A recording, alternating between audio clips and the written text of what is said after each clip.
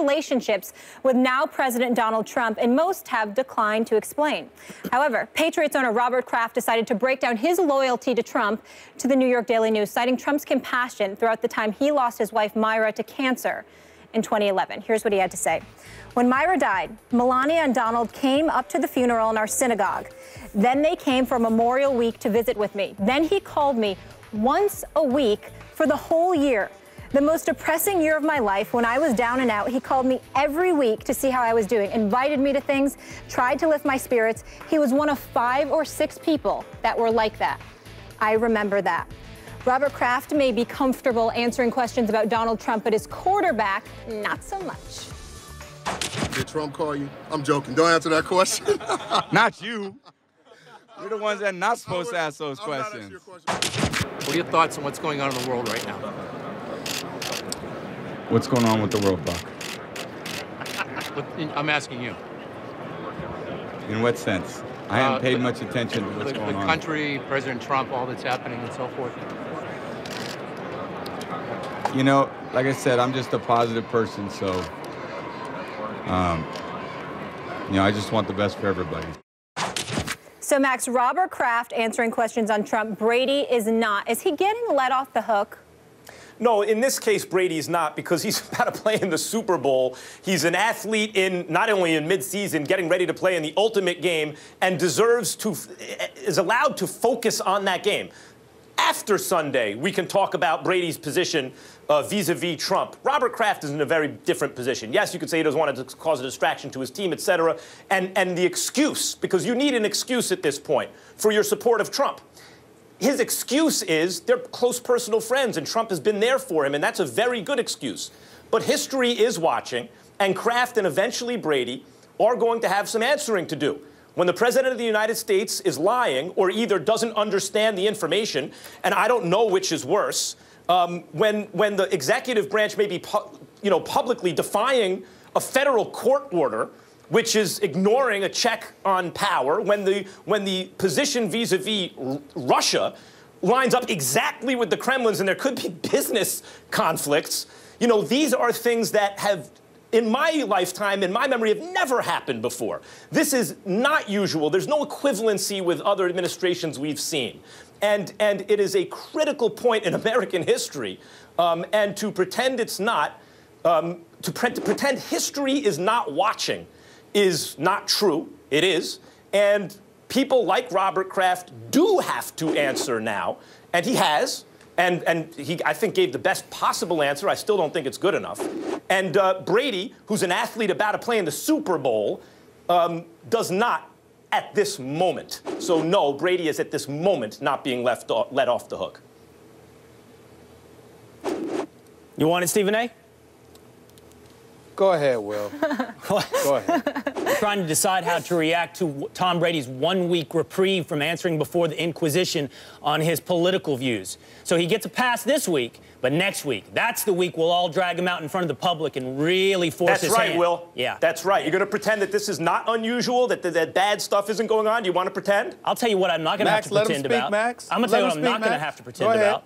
I'll tell you this. The argument that you forward, and you're not alone, there are many. There are many with blogs, there are many with podiums, there are many with microphones who say similar things to you, reminds me of someone who's never had to win an argument in 8+ years, who's never had to actually engage in a debate, who's never actually had to persuade someone over a very long period of time, because the only possible position you can see at this point is that if somebody disagrees with you, they have an unacceptable position. Not that they're incorrect, wrong. Will. Facts are facts. I'm sorry, you can't get away with that. Facts are facts. Well, finish. No. I'm not going to let anyone get away with saying facts aren't facts, and everyone's entitled to their own set of facts. Let him go, Max, and then you can respond. Let him go. You're right there. Max, Let him speak. Go ahead, Will. Here's the thing. I have afforded you respect on every single debate you've ever established or put forward with me.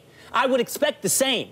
And excuses and interruptions and calling to account and holding people accountable in front of the public as though you need to flog them for their political views, to me, Max, I'm going to be quite honest here, are the ultimate height of weakness. If you this have is an not argument, political, Will. This is common decency. If you have an argument If you have an argument with Tom Brady, if you have an argument with Robert Kraft, if you have an argument with Donald Trump, make your argument. Make your argument before the public. Persuade them. But this inquisition that you're on, not just you, I don't mean to be, this is not targeted at Max Kellerman because it's much bigger than that. But this inquisition of anyone that disagrees with you and suggesting that they are so far beyond the pale. And I guess I need to make this clear one more time. This isn't even something I don't think I disagree with you on, Max. Sure. But I have a larger point to make. And that is that you need to open yourself up to actually having an argument to ever win one. You will continue to lose. You will lose it here with me today. Yes, you will lose it with me today. You will lose it in elections. You will lose your principle. You will lose your position because you're not actually facing up to the debate. Lost the argument. You're not facing up to the debate. What you're doing is you're dragging public figures out and saying we must expose them for anything they disagree with me on. You're doing it over and over, and once they speak, we interrupt, we shame, we shout down. Well, wait, you don't persuade. You don't I will persuade. let you continue. I just want to. I'm done. We have never seen, ever, in American politics in our lifetime, an administration continually come up with their own set of facts.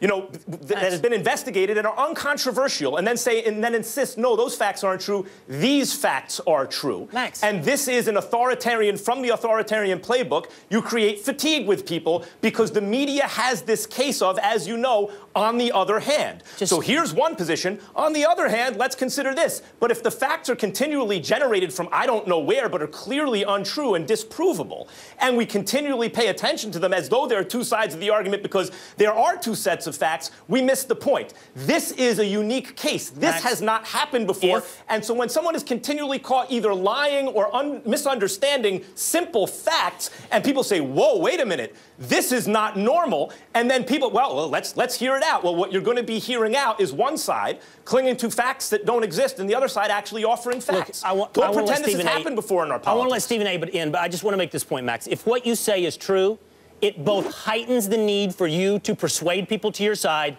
and secondarily should make it easy for you to do so. Not drag the quarterback of the New England Patriots out and chastise him for his potential disagreement with you. Is that what happened throughout the Western world right now? That the populists are the angry populists who make up their facts, the authoritarians are losing the argument, or are they winning the argument precisely because of the tactics that I just described? I've had it. I've had it. No, enough. I've had it. I'm done. Here's the deal. Couple of things that we want to mention.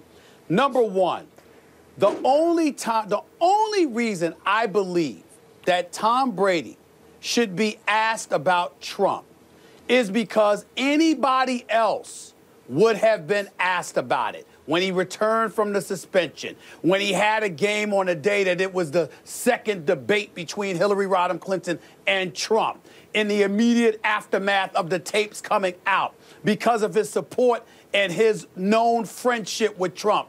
I think that anybody else would have been asked, how do you explain this, or how do you feel about your friendship now, et cetera, et cetera, et cetera. That's it.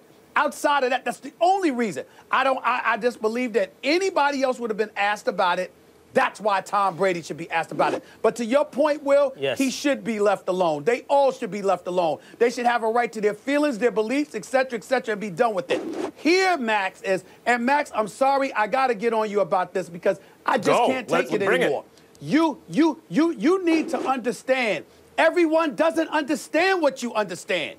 They're not paying attention to that. You trying to tell me that it's beyond the pale, it's beyond the realm of comprehension, that Brady may have absolutely, positively no knowledge whatsoever about policy, about politics. He may not care. He just played golf with the guy. That's what he's thinking. You treat people as if they're just rife with knowledge about every little intricate political detail like yourself. And I want to respond to that when you're done, Stephen A. Hold on, I'm not finished. I'm not finished. They don't feel that way. If a Max Kellerman twin was friends to Trump, then I would understand your position.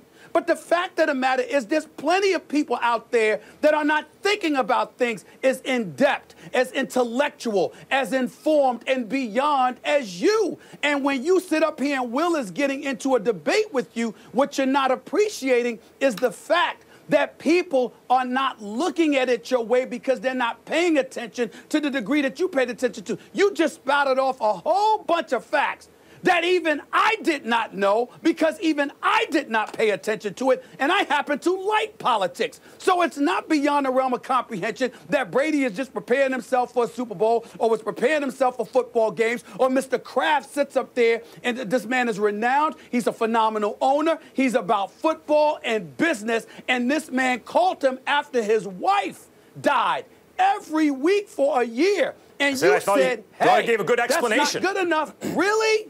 Really? Yeah, I think it's a good explanation. That's not acceptable. No, that's good enough to support the man, but not the politics. That's good enough to support the man, but not. But he's not supporting the politics. It's a little confusing to me. He's supporting the man because the man supported him when on his a personal wife level, died. that's fine. On a personal level, that's fine. But when he's president of the United States, people. But that's all he said, on a personal level. This is a little confusing to me. He didn't bring up anything about politics. He said the man is personal. On the one hand, he said the man is personal. He has a personal relationship with the man based on that. Stephen A., on the one hand, Will Cain accuses me on this show and has accused me of essentially elitism, right? Like, this is the problem with the elite. You don't understand what's really going on. You're condescending to people, etc. On the other hand, you're accusing me of talking over people's heads. You have to dumb it down to explain to people. People aren't paying attention. Which one is it? Well, is it that I'm condescending, or is it that I should dumb it down? I don't understand. I think the best policy, when you comment on matters such as these, is to look at the facts and explain what's going on. And if other people have positions that support or are against, and by the way, at this point in this country with what's going on, I don't think ignorance is an excuse for anybody.